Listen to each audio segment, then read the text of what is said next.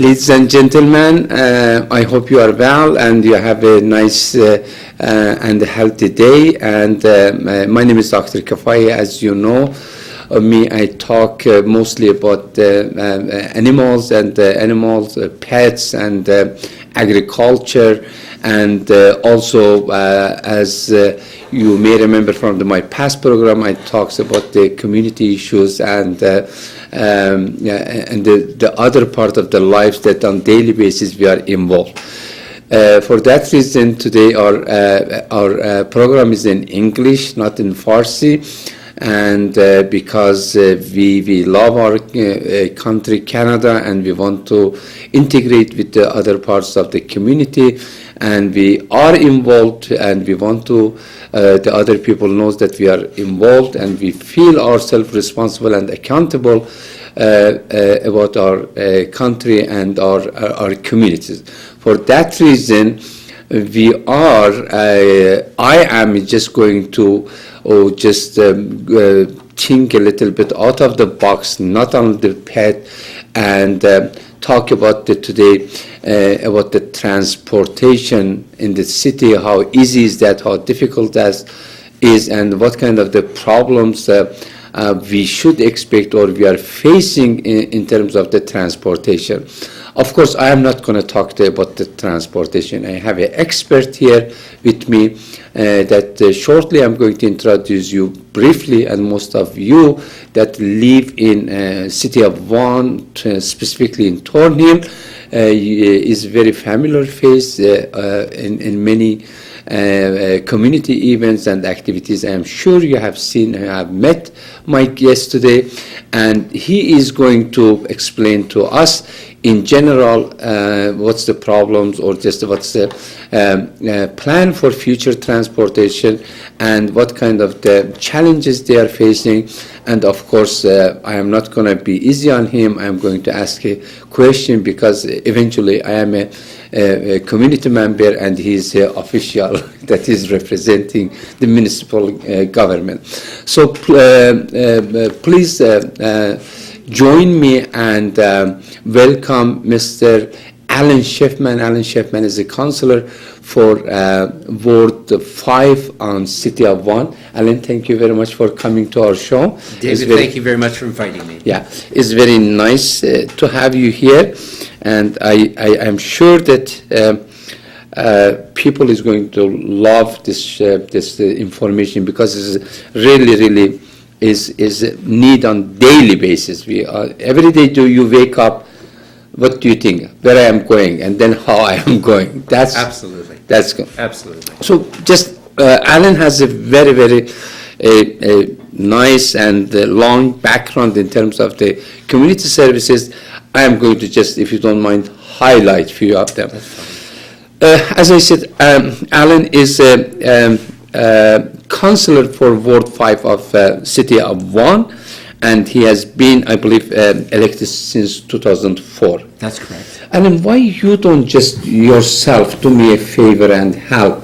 Just introduce yourself. Okay, I'll do that. My pleasure, David. And yeah, it's so nice. I'm so happy to be on a show where normally you talk about animals. So it's quite a variation, and sure. Indeed, it's a pleasure to spend some time with you and to speak to the Persian community in the area. I'm going to give an introduction, but let me first start by saying that in the area I represent, there's a significant population of people who are Persian background, and they're a significant group in our community. Our mayor likes to talk about the 99 languages that we speak in the city of Vaughan.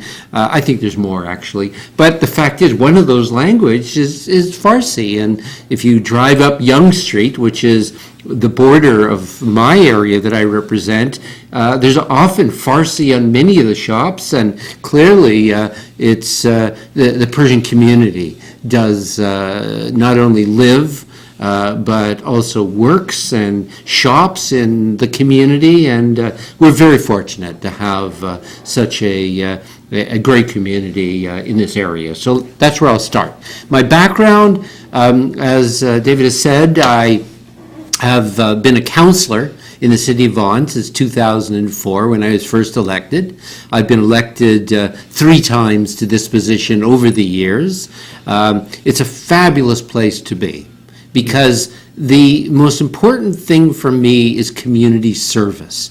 I look at myself as a public servant, and I can do that so well as a municipal councillor. So it's my pleasure, my privilege to represent this community and to serve the people of the city of Vaughan. Where do I come from? In the past, just prior to being elected to the city, I was a school board trustee of the York Region School Board since 2000. And before that, I was always a very active member of the community, school council chair, other issues in the community. In fact, I headed up, I sat on the school board as a community representative prior to getting elected. And I also sat on the library board of the city of Vaughan. And finally, I was the chair of the Race Relations and Community Relations Committee for the city before being elected. So I've been involved almost from the day that I moved to the city of Vaughan, which was about 32 years ago. So have had a long involvement. I think it's in my blood, actually, to be part of my community. And maybe I'll even start there before I get to transportation. Sure. That one of the most important things for the vitality, the life of a community, is civic involvement. I would urge, especially young people, but anybody of any age, to find a way to get involved with your community, to do things to enhance the place we live. And what's so important is that we have an opportunity in a municipality to get involved with little things, with large things, with issues, with new construction that's taking place in your community, with new programs that are being developed by the municipality. And I'd really urge you at any point to get involved, to work with your neighbors, to create and help maintain such a wonderful place that we live. We're very fortunate to live. One of the big issues that we do have, as suggested by David, is transportation. And in fact, today I spoke to our city manager, the city of Vaughan, and who was previously a senior official in York Region responsible for roads and transportation. So in a very significant position, very, very knowledgeable about virtually every aspect of transportation you can imagine. And I told him, I said, we're in a crisis.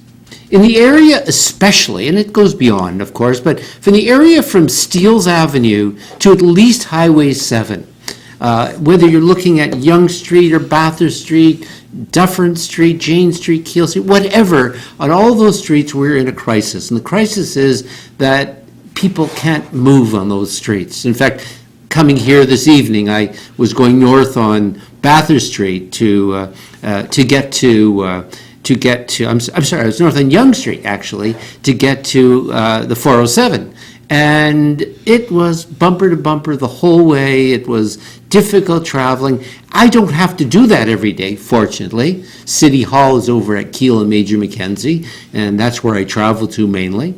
But the fact is, so many thousands of the residents of this area, of the entire GTA, have to travel on those streets all the time.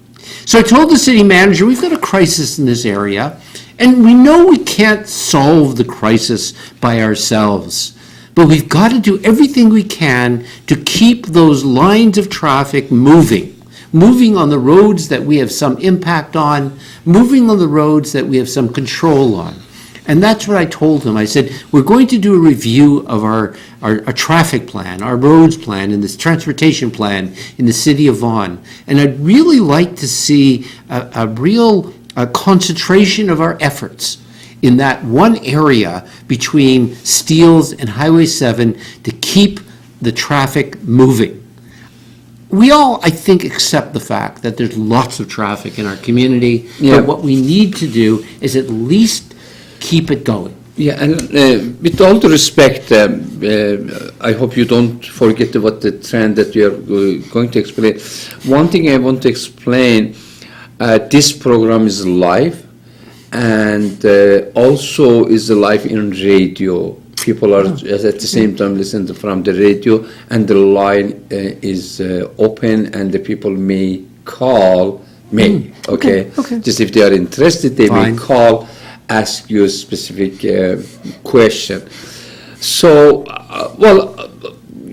just lots about the transportation because you are into it, and every day people ask you. I usually like to be a little bit in the lay language and the people language. We just see that what is the major problem that we are facing. Just another thing, just a few minutes back, I was just thinking about how proud of our country, Canada, how we are proud of the value of our country, how we are open to the world, how we are going to just today, we are open to the refugees, the people from the different countries, they need the help. The Canada is opening. Just this morning, I think it was yesterday morning, our Prime Minister took the visa after from the Mexico, and now this Mr. Trump came, all the people wants to come into Canada.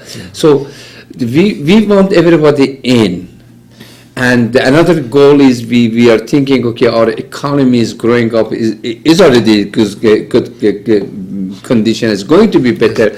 So then we have to also think about the people's lifestyle, cultural mixture, ethnical mixture, education, and ethnicity, with all the things that we have to. So of course, one of this issue is transportation. And if we talk locally, again, just as you touched, from just Finch to nowadays, or if it's locally, Finch to Major Mac, especially with having the city of Richmond is historical and is just a narrow the system. And the people just in the morning, in one conversation, they said at the end of the day, they found taking the car is much better even than sometimes transportation, public transportation. So we want to know as a public, and the other issue in this part of the city is one side is Markham, one side is City of One, and one side is Toronto as a major big brother. So we are it's just mixed up how city and you as a councillor is going to promote and how you are looking, how they are going to solve. And if you can just a little bit open this, specifically this corridor for us. Okay, I'm talking about the Yonge Street, essentially, Yonge Street corridor. That's right.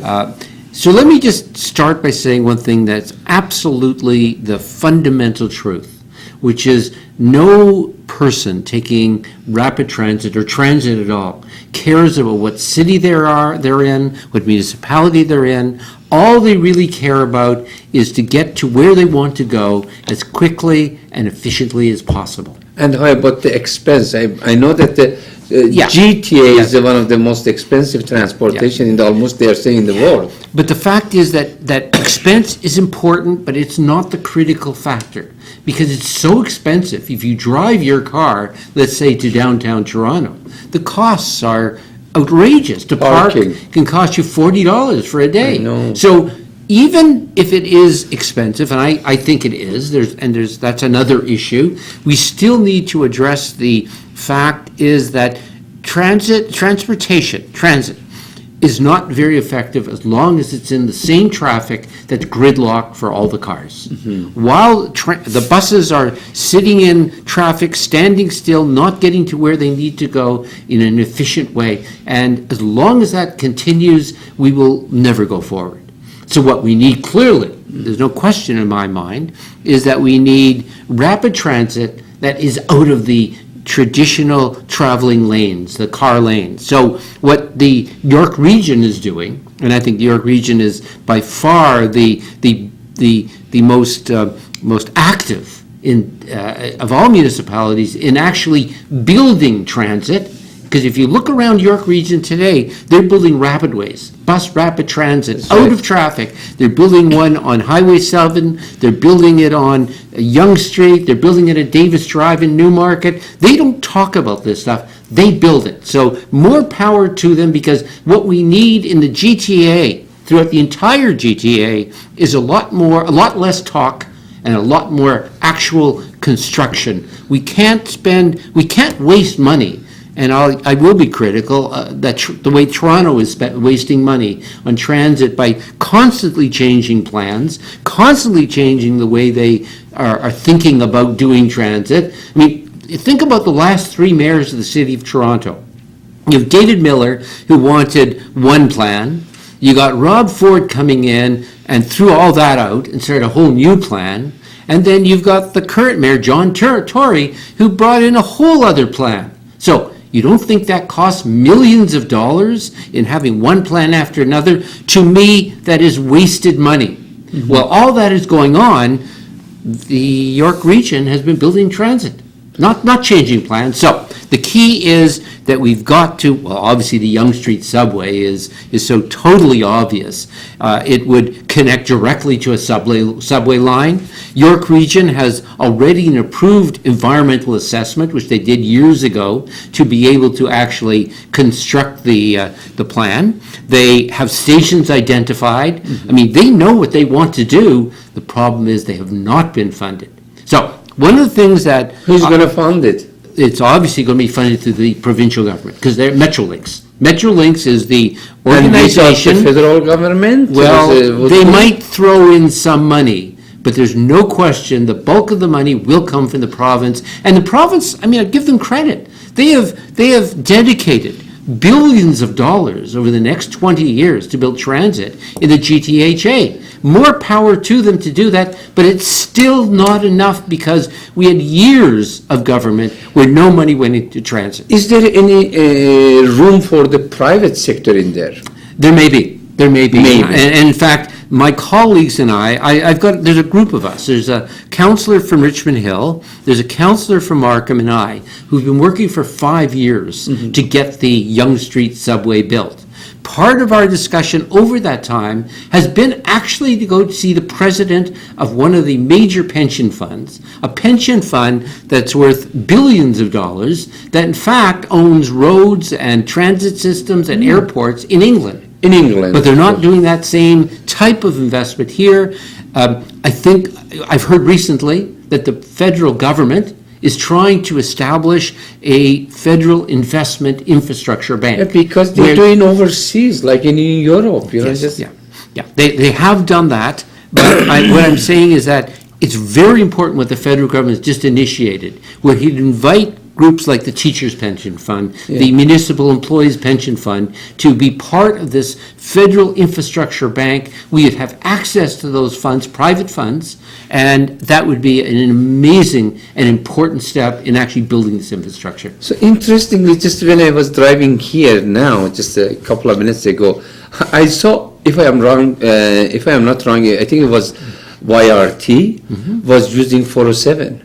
Yes, some of their buses do, but so do others. Of course, do they pay, or that they have a different? I have no idea how that exactly works. So if it is a free, just like the highway 7 could use the 407, would be a kind of totally different story. Remember, though, that the 407 does not have access points. I know. That's the problem. There's no access to it. So maybe it goes all the way to Whitby or something. Perhaps. There is actually a plan out there to build a transit lane on the 407.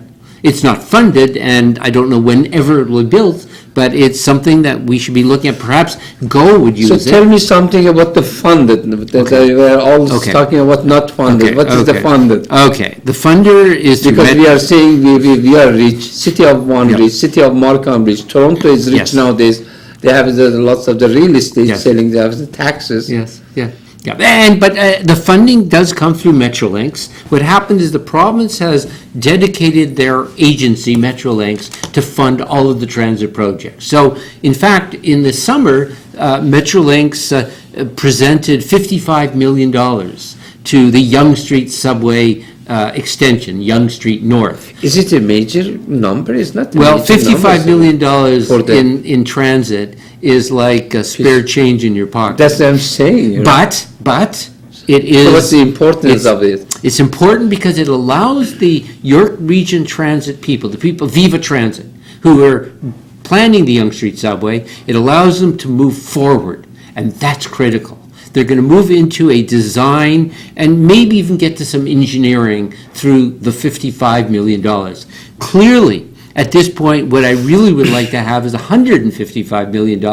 That would take them probably to very close to the conclusion of engineering for that transit system. What that means, the importance is that it moves it perhaps a year, 2 years closer to being built. Now, they still need the money to build it, which is $2.5 billion, but at least it moves them closer so that if that money does come available, what we have is, okay, we can start building very soon.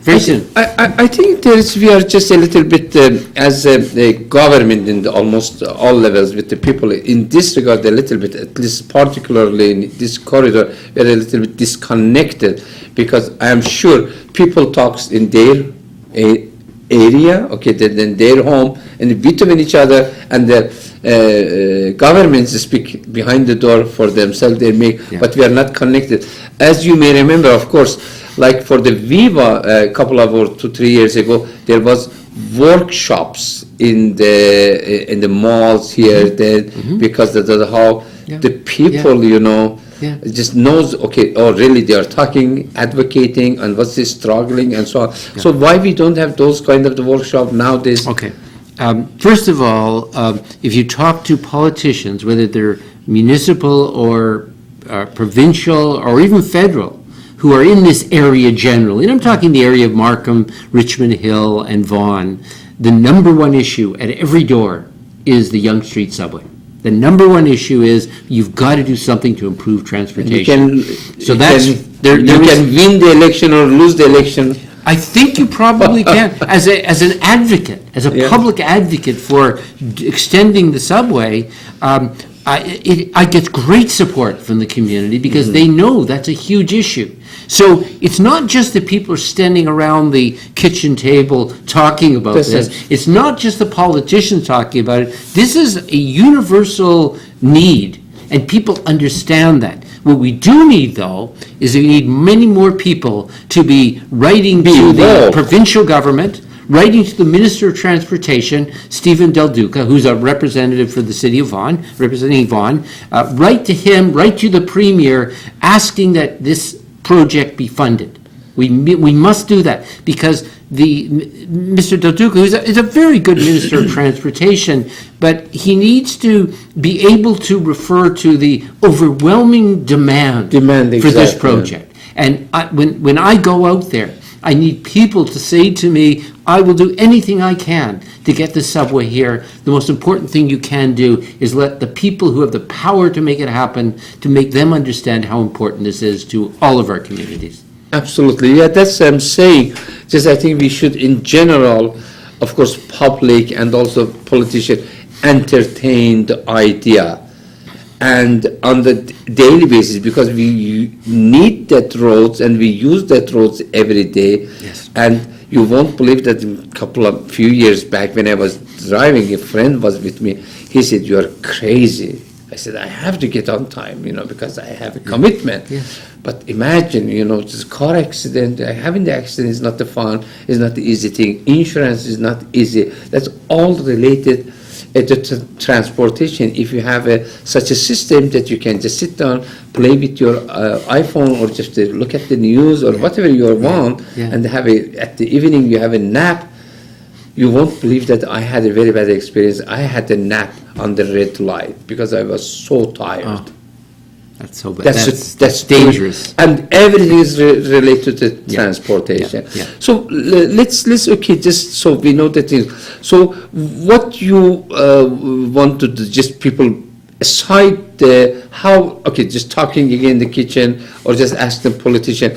So is there any formula or suggestion that you can let us know how we can, because I can't just jump when the Premier is making a speech, say, I want transportation, okay. So what's the formula, what's the approach, the appropriate approach and reasonable approach?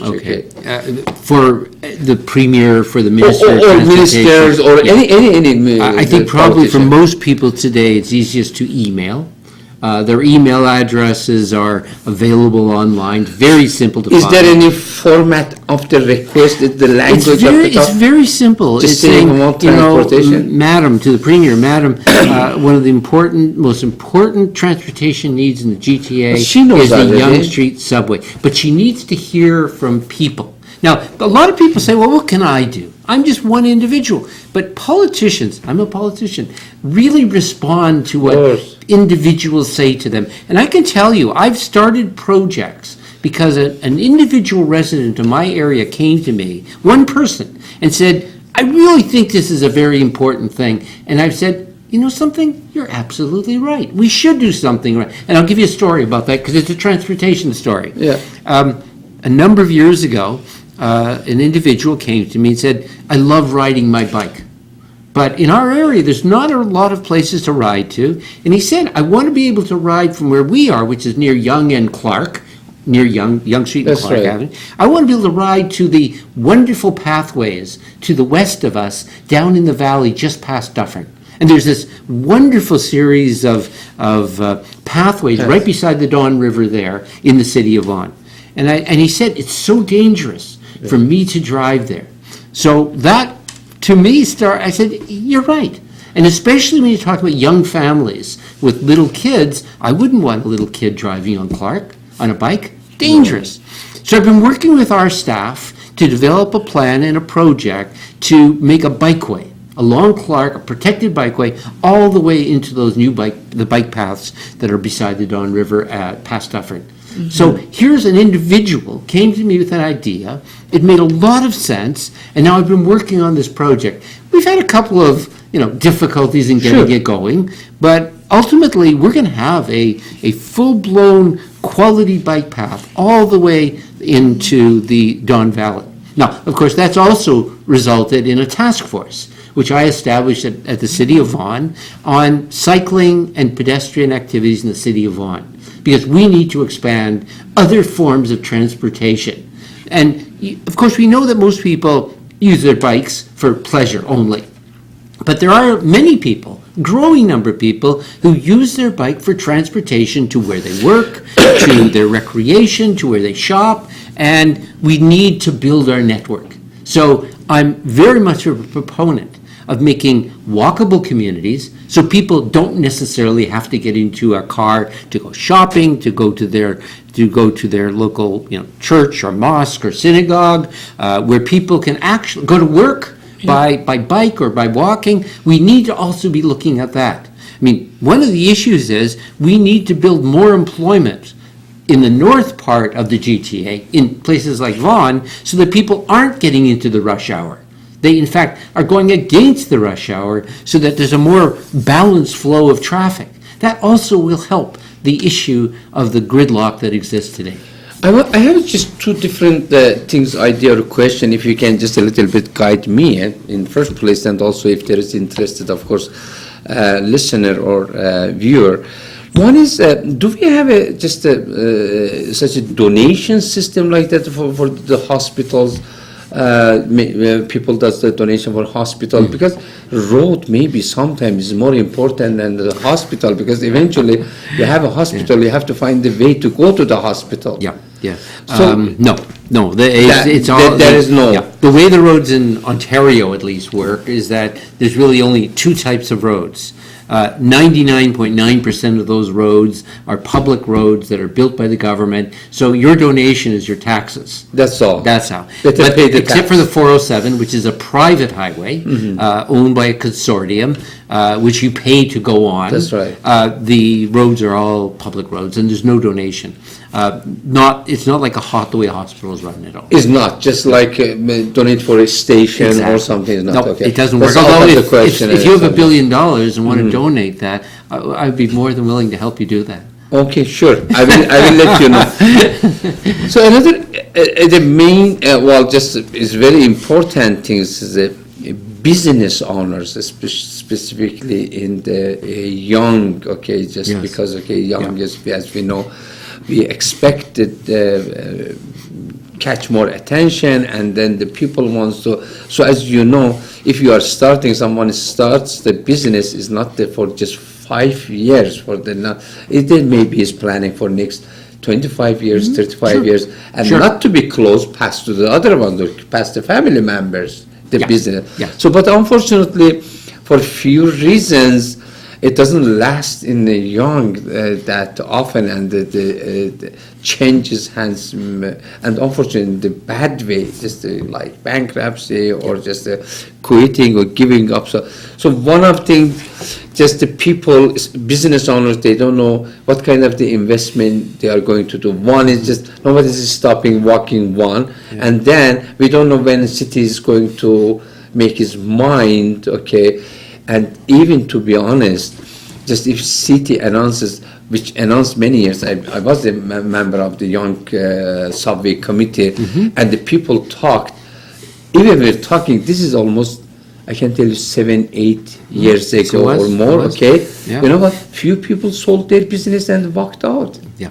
And they said, they thought in the next month or few months, subway is gonna start and they are not gonna get any business. Yeah. So how you are going to convince business owner, how do you want to involve, we talk a little bit that before, involve them, convince them, okay, is a good idea, start, or bad idea, and what would be they expect or how they involve? Okay. I think business is very important in actually getting the attention of government to fund the subway extension and fund transit generally. Now, I know that Viva Next, a number of years ago, had a number of sessions with business people where they invited hundreds of business people together and held a number of sessions with them talking about the potential for the subway, how it was going to go. Regrettably, it didn't really get that far because, again, we didn't get the funding. Now, I know we've got some planning going on right now for Viva to be meeting with the 3 chambers of commerce in the area, Markham, Richmond Hill, and Vaughan, because we need to get those organizations very focused on the role they can play to help get the subway built on Yonge Street. So that's going to be happening very shortly. I've been talking to the president of Viva Next, who does all this work, and she's very committed to getting the business community to work. Myself and my colleagues from Markham and Richmond Hill are doing the same thing. We're working to try to get more involvement from the business community, because you're absolutely right. It's tough having a small business on Yonge Street. There's very little walkability. There's very little, in fact, ability for customers to actually go to those businesses. It's not easy. And what we do want to create on Yonge Street, and there's some wonderful planning going on by York Region, is to make Yonge Street a very walkable, very friendly street to be on, to have a business on, and to be successful. But it definitely will take the transit to make that happen in the end. Well, to be honest, in the frank language, what I am looking, including myself, business owner on Yonge Street, and for past 15 years, I want to just see a plan from the city or province, say, okay, this is our plan. We are going to start building, okay, subway in the next 5 years from such, and it's going to take 7-8 years. Yes. Okay. Yeah. So then, and even just fairly, is not just the kind of the scaring the people, but just explain how it's going to affect in short term and how it's going to affect in the long term. And then I, as a business owner, would make my decision, absorb the first 5 years, 7 years, and I am going to have like the beautiful future is going to be like Yonge and Bloor or Yonge and Dundas. We hope. Now, let me just respond to that. First of all, we cannot say when the subway will be built. That will be defined absolutely by the provincial government, by Metrolinx. Well, it's not to you, just as in general. Okay, and the other thing is just the reason I am just, because you are the immediate politician that I, as a public member, can reach you. Yes. And we are just saying, okay, we are going to raise our voice with the Premier our MPPs, okay? Yes. And also we want to, you as our voice, which you are our voice, just echo us, Yes. or just lead us. Yes. That's how that Yeah. we are demanding That's from you. not a problem, and I am totally committed to do everything I can to get that subway funded and get it built. That's my fundamental commitment. I will do that. I've been doing it for years. I will continue to do that, and I fully appreciate how difficult a decision that is. Absolutely. It's billions of dollars. It's a very complex, very demanding construction. I understand all of that, but it doesn't matter. I still am totally committed. Now, on the other hand, the city of Vaughan has a plan for Yonge Street from Steeles all the way up to the 407. And it's a plan that we developed specifically for this area. It's not a general, very vague idea. We have essentially what the plan is: high-density development from Steeles to the railway bridge south of Clark, and then through the village and all the way up to 407, a lower level type of building be built, residential and commercial. We want to create commercial on the ground level throughout that whole area, because that will bring people out. That will attract people. So it's on the city's website, a very detailed plan for the Yonge Steeles area. That's what it's called, the Yonge Steeles Secondary Plan. And so we really have been we spent lots of money to do this plan. We had many public meetings, and we do have a vision for what this is going to look like, our street's going to look like, whether the subway is built soon or not. Because we need to help define, for those people who own land in those areas, the concepts, the ideas of what we see, what our vision is for our city. So, very important, in the northern part of the area, the uplands area, if you like, especially, we need to protect those single-family homes that are so close to Yonge Street. Many of them are directly behind small plazas. So what we want to do is see redevelopment, buildings that might be 3 or 4 stories high, that would have offices, maybe even residential above, and on the street would be all sorts of shops, places that would invite people to come out and walk the street. We have one building that's moving along right now that will shortly be, I would say in the next probably year, it's going to be built. I think it's about a 3 or 4 story building, and it's exactly that. There's offices, there's commercial on the first floor, nice building. We've worked really, really hard with the developer, the proponent. It's going to be sympathetic to the houses behind it, the single-family homes. It could be a role model for the other plans. We hope it will be. I think it's a good start for us. So, help me understand how often and through which process city density changes, or who makes is total? Is it the provincial or just the municipal or together? Good question. Very good question. It's actually defined at the highest level by the Province of Ontario Growth Plan.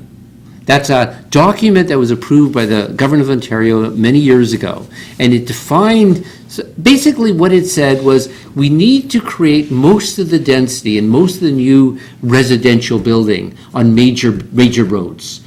Bathurst, Yonge Street, Dufferin, those roads. And in certain areas, we need to put... Residential. This is residential, primarily residential. And we need to put density, high density, at certain spots in those communities. So obviously, at Highway 7 and Yonge Street, that's a very high density area. There's a plan in Markham to build a community of about 20,000 people. That's right. For Vaughan, we have one at Jane and Highway 7, our Vaughan Metro Center, which is just starting to be built. We have 2 very large, 34-story residential towers, which are completed now, and in the next number of months, people are moving in.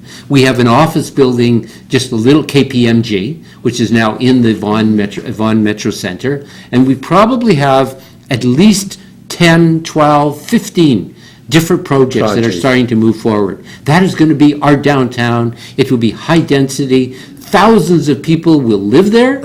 Thousands of people will work there. And thousands of people will have their recreation in that area. That's where the new subway is going to open in a year. Yeah, my question specifically was how the density. Yeah, how do we define it? Yeah. Not define. How Yeah. do you determine Yeah. the So density? we're driven, okay. Based on what? Yeah. Like how the concept every 5 years, every 10 Okay. years, or the demand, or We're first of all, we're driven by the growth plan. We must follow the growth plan. It's demanded that we so do it's that. done the law. by is it municipal issue, or It's- is it provincial and municipal? It starts at the province, it then goes to York Region, and we work with York Region to define where density will be, and then we have an official plan.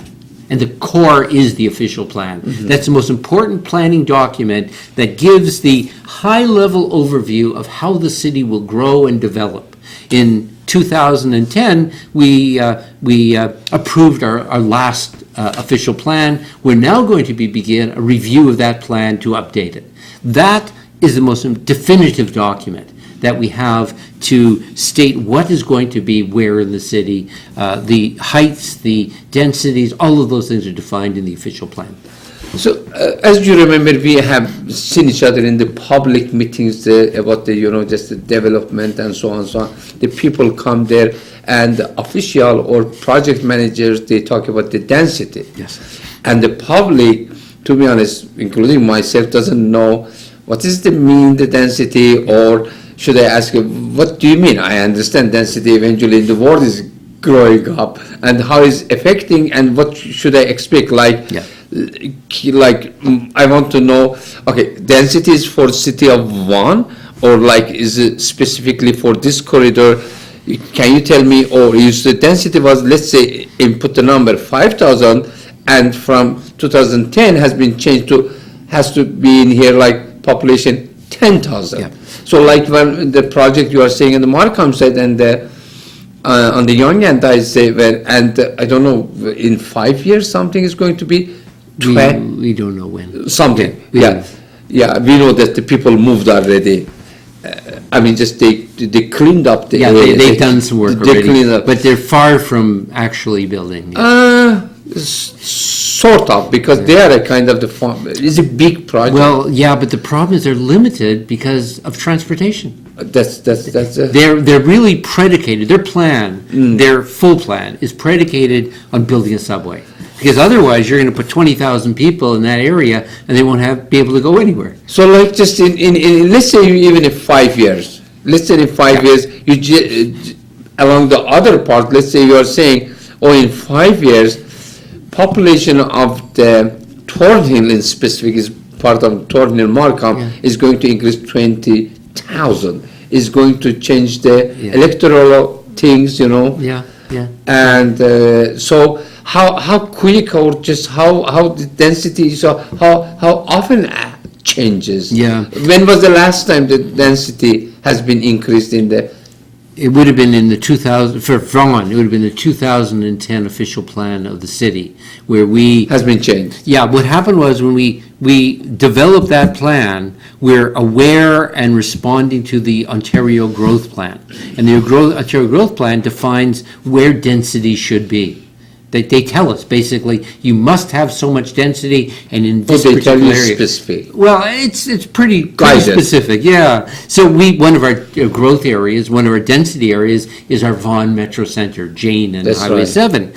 Young Street is a density area, a growth area. We've been able to define it even more clearly by saying the high density will be at the south end and lower density on the north end. And we've been able to do that.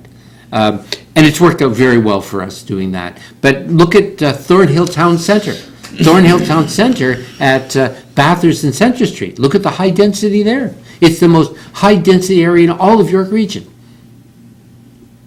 So we have responded to the needs of the province, but we're also trying to create very livable, walkable, quality city life as well. So do you think people should expect well, this is a very tricky question. Density, that's what has been discussed before. That's why I'm bringing up.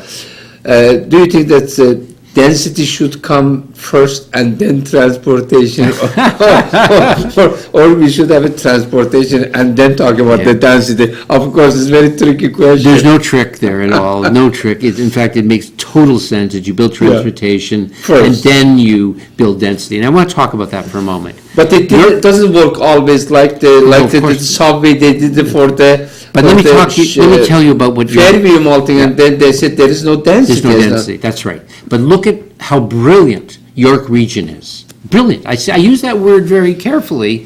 But what they've done is they've created these rapidways, which is bus rapid transit. And I said there's one on Highway 7. There's one starting to be built on Yonge Street, North Yonge Street. There's one in Newmarket. Now, in Newmarket one, which I see very often because I go up that way on Davis Drive, they built a rapidway. Well, there's no density there, but there may be in 20 years. So what you need to do, in fact, they're doing it the right way. You build rapid transit of the right type. Now, this bus rapid transit, it's the lowest level of rapid transit, but it's absolutely what is needed here. Because we don't have the density. Quick. It's not only quick, but it's a lot less expensive.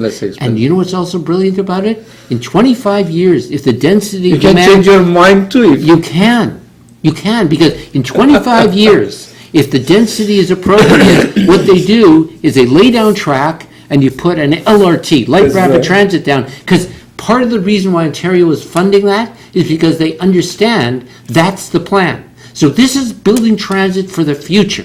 That's what we should be doing everywhere, building transit for the future.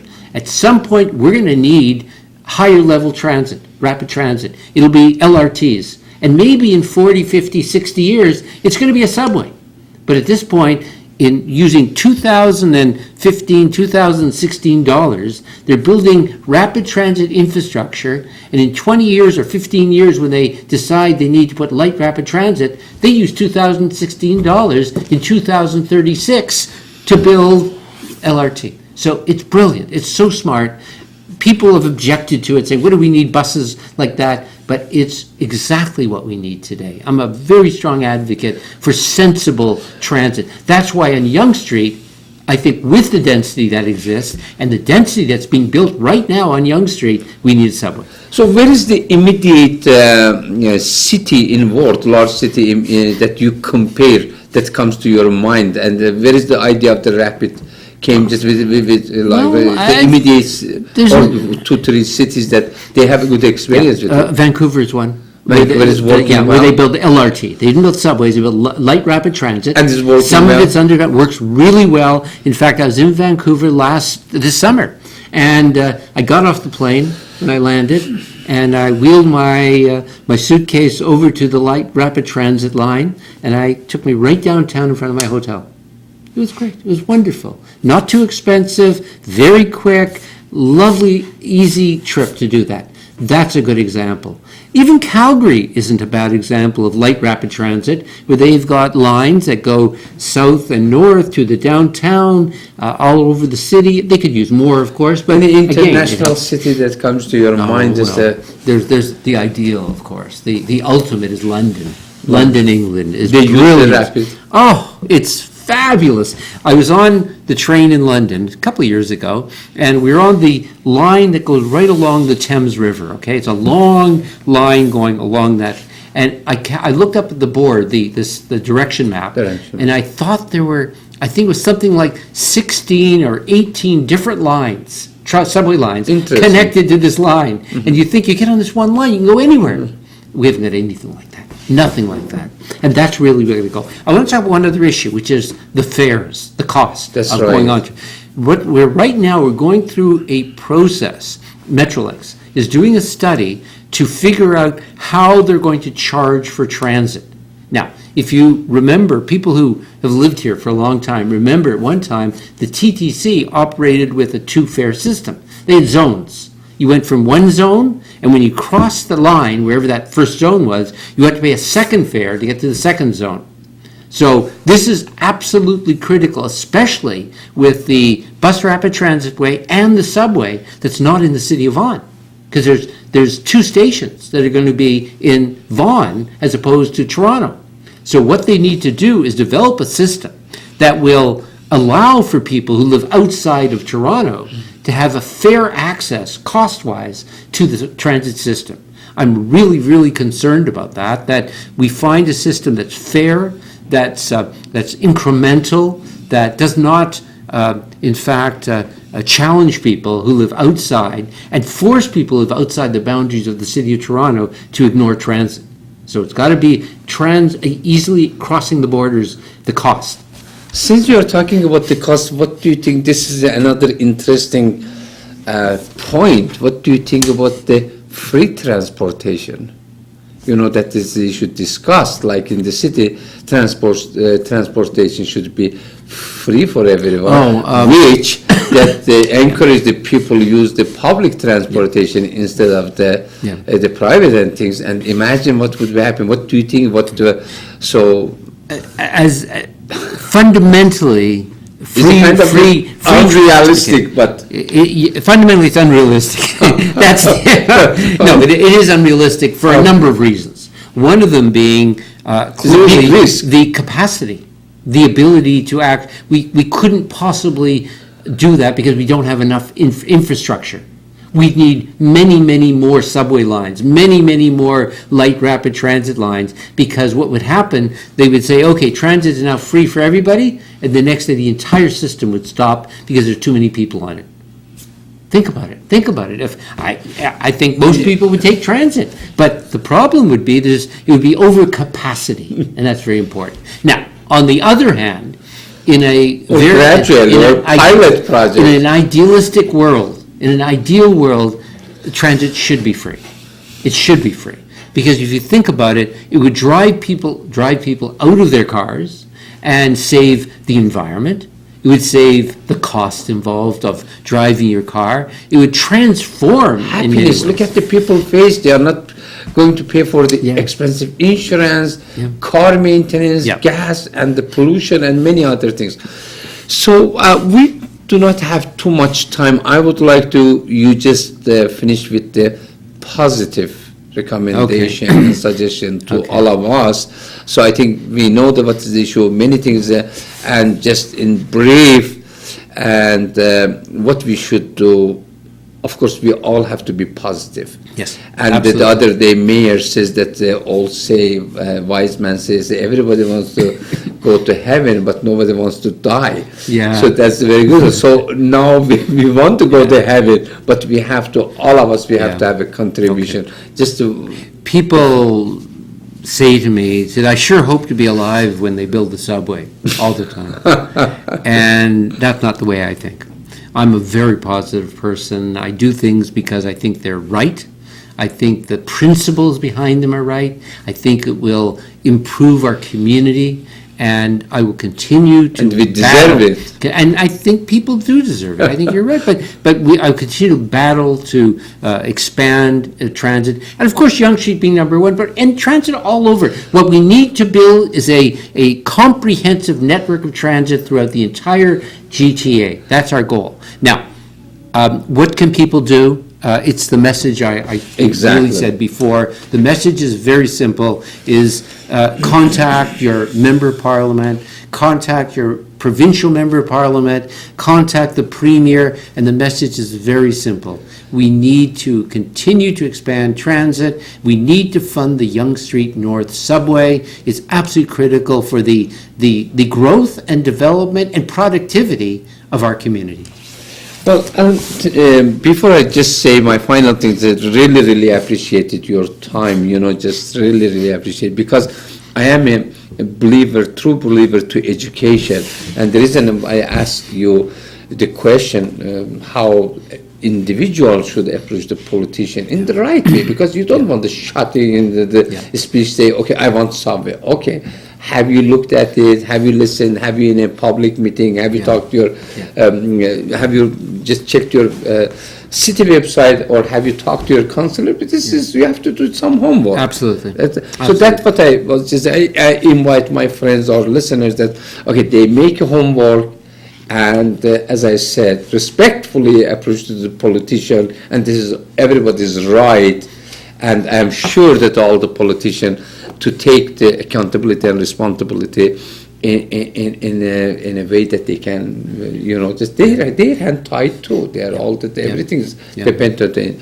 Anyway, I really, really appreciate you for your time, and I hope soon we come with another program with the better news. Okay. And then that would be. I'd love to come back, David, and talk about some of the other great things that are happening. Absolutely. We had the groundbreaking for our new Vaughan Hospital just 2 weeks ago. There's so many great and exciting things happening in our community. Well, actually, as I said, this is a hospital, schools, everything is transportation. They are all connected. There is no individual subject. Yeah. Thank you very, very much. You're very welcome. Thank you for coming.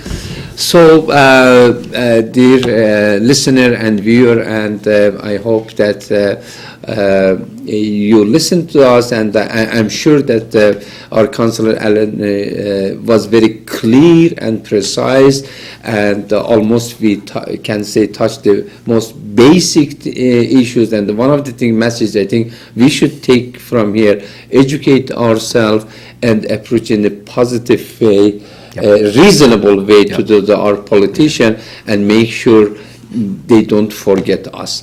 Thank you very much for joining us, listening to us, and we wish you all the best and have a good day. Good night. Good night.